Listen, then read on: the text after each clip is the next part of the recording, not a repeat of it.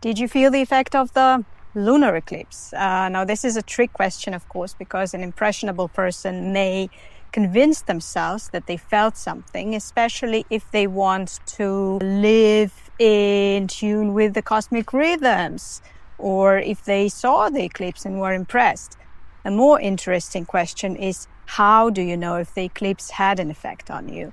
I like this question more for two reasons. Because it's about detecting and acknowledging change, which is practical, and because the best way to work with eclipses, lunar or solar, in my opinion, is retrospectively. After they have already happened, it makes sense to prepare for a normal new moon or full moon, as they are more cooperative.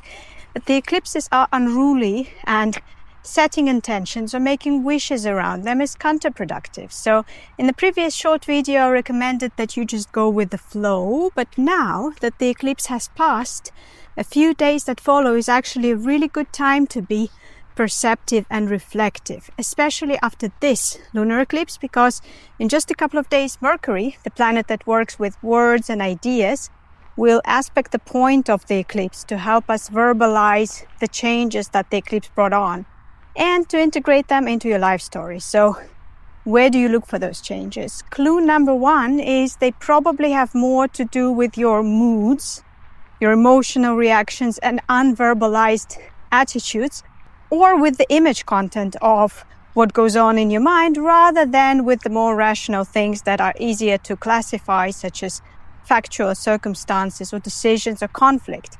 Now, the factual circumstances may be present, you still have to deal with them, but the effect that the lunar eclipse may have produced has to do with how you react to them before you start thinking with words. Do you care more or less about something? Are you attracted more or less to something? Are you tense or relaxed, critically predisposed or open-minded, numb or charmed, or sentimental or sad? So the next few days, 8th to 12th, for the 13th of September, are really good for monitoring those reactions and attitudes and finding words for them. So you could use this information to have a better contact with yourself and to plan better. Clue number two is go watch your September forecasts to find out which area of your life the eclipse has more likely influenced. See ya.